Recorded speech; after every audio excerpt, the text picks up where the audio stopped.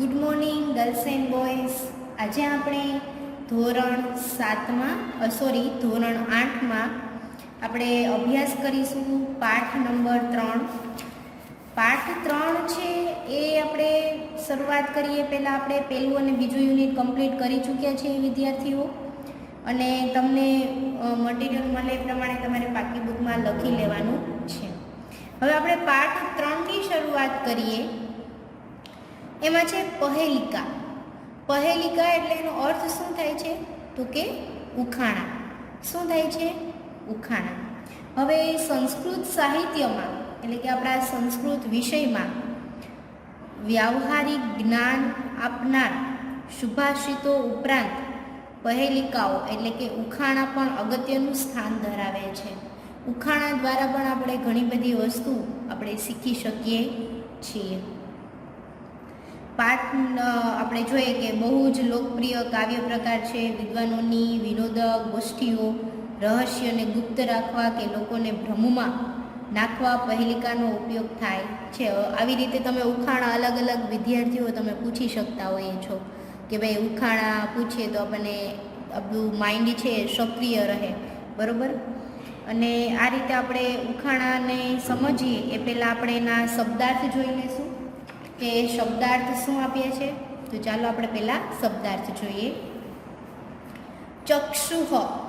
ચક્ષુહ એટલે આંખ થાય. શું થાય વિદ્યાર્થીઓ? આંખ. પછી છે કાકહ. કાકહ એટલે કાગડો. બિલમ. બિલમ એટલે દર. શું થશે? દર. પન્નગહ. પન્નગહ એટલે સાપ અથવા તો નાગ. નાગ છે એને તમે પન્નગહ પણ કહી શકો છો. ક્ષીયતે એટલે કે ક્ષય પામે છે. ક્ષય પામે, નાશ પામે છે. વર્ધતે એટલે કે વધે છે. શું થાય છે? વધે છે. ચતુર્મુખ એટલે કે ચાર મુખવાળો. ચતુર્મુખ એટલે ચાર મુખવાળો. અજસ્રમ એટલે કે સતત. અજસ્રમ એટલે સતત. વૃક્ષ એટલે બળદ. તિષ્ઠતિ એટલે કે ઊભો છે. મુદ્રિકા એટલે વીંટી. પ્રેયમ એટલે પીવા લાયક અથવા પીવાને યોગ્ય, પ્રેયક. પછી છે સુતઃ એટલે કે યુગ. સુતઃ એટલે યુગ. પ્રોક્તમ એટલે કે કહેવાયેલું. શું આવશે? કહેવાયેલું. અપદઃ એટલે કે પગ વગરનો. અપદઃ એટલે પગ વગરનો. તક્રમ એટલે છાસ. તક્રમ એટલે છાસ. શક્રહ એટલે ઇન્દ્ર. શક્રહ એટલે ઇન્દ્ર. યાતિ એટલે જાય છે. યાતિ એટલે જાય છે. ચક્ષુન ચક્ષુઃ ન. ચક્ષુઃ ચક્ષુનઃ. કાકોડ્યમ બિલમિચ્છમ કાલઃ. અયનમ બિલમ ઇચ્છનમ વે ચ એવ સમુદ્ર ન સમુદ્રય ન. તો આ રીતે આપણે શબ્દાર્થ છે તેને આપણે સમજ્યા વિદ્યાર્થીઓ. હવે શબ્દાર્થ દ્વારા હવે આ ઉપરનો આપણે પેલો શ્લોક છે તેને સમજીએ. શું આપ્યો છે? એકઃ ચક્ષુને કાકોડ્યમ બિલમિચ્છન પન્નગઃ ક્ષીયતે વર્ધતે ચેવ ન સમુદ્રો ન ચંદ્રમા. હવે આના આધારે આપણે જોઈએ એનું ગુજરાતી કે એક ચક્ષુને એટલે કે આ એક આંખવાળો છે. એનો અર્થ શું થાય? આ એક આંખવાળો છે. પન્નગહ એટલે પણ તે કાગડો નથી. બિલમિચ્છનમ એટલે કે તે કાગડો નથી. દરમાં જવાની ઈચ્છા રાખતો હોવા છતાં.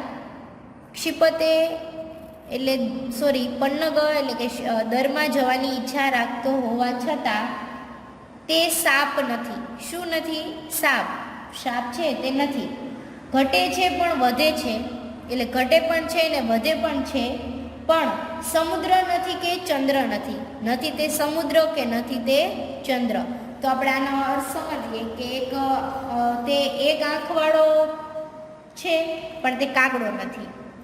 તે દરમાં જવાનું ઈચ્છે છે પણ તે સાપ નથી. તે ઘટે છે પણ વધે છે. પણ જો સમુદ્રમાં ભરતીને ઓટ આવતી હોય તો એ વધે અને ઘટે બંને પણ થાય, એટલે કે તે પણ તે નથી. તો તે કોણ છે? આપણે આવો અર્થ થાય. તો આ એક જાતનું ઉખાણું છે.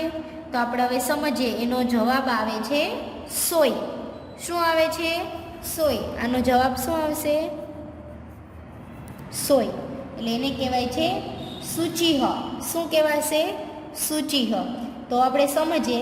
તેને એક છિદ્ર છે, એટલે કે તેને એક આંખ છે. સોય છે, આપણે જોઈએ કે તેને આપણે ગોદડા સીવતા હોય તો એમાં સોય આપેલી હોય, એટલે કે તેને એક છિદ્ર છે.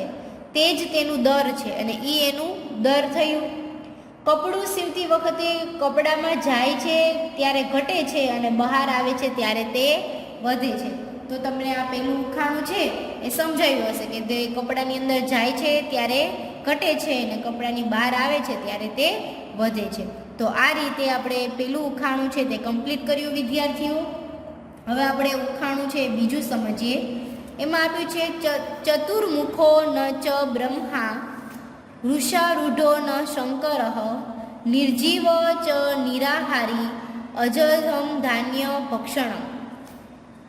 ચાર મુખ વાળો છે. ચતુર્મુખ એટલે ચાર મુખ. ચાર મુખ વાળો છે પણ તે બ્રહ્મા નથી. જો બ્રહ્માજી છે ને ચાર મુખ હોય છે પણ તે બ્રહ્માજી નથી. એ ચાર મુખ તો છે પણ બ્રહ્માજી નથી.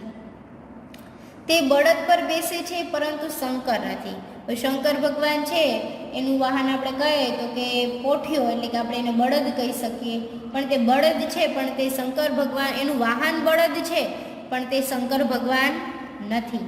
તે નિર્જીવ અને નિરાહારી છે, એટલે કે તે નિર્જીવ છે અને આહાર નથી લેતો. નિર્જીવ એટલે જેનામાં જીવ ન હોય એ, જે હલનચલન ના કરી શકતું હોય એ, એટલે કે તે નિર્જીવ છે, તે નિરાહારી છે, તે ખોરાક પણ લેતો નથી.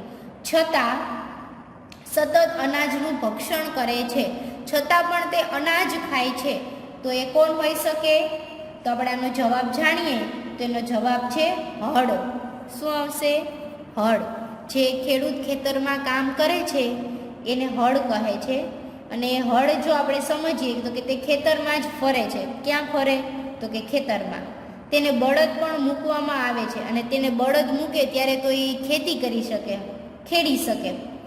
અને તેને સતત ધાનનું ભક્ષણ કરવાનું હોય છે અને સતત તે અનાજ ખાય છે, કારણ કે ખેડે છે તો એ અનાજ તો એના હાથમાં આવે છે એટલે તે ભક્ષણ કરે છે. હળનો આકાર ચાર મુખવાળો હોય છે એવું લાગે. હળ છે એ તમે ક્યારેય ન જોયું હોય તો કે વાડીમાં કે ખેતરમાં કોઈ સગાવાલા હોય ત્યાં જાજો અને જોજો કે હળ છે એને સતત તમે જોવો તો એનો આકાર છે એ ચાર મુખવાળો લાગે છે. બરોબર વિદ્યાર્થીઓ? તો આ રીતે આપણે સોય અને હળ આ બંને વિશેનો ઉખાણું છે તે આપણે કમ્પ્લીટ કર્યા.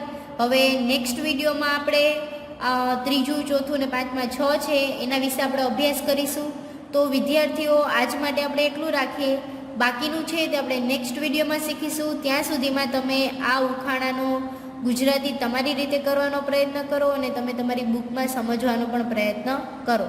તો આજ માટે એટલું. બાકીનું આપણે નેક્સ્ટ વિડીયોમાં જોશું.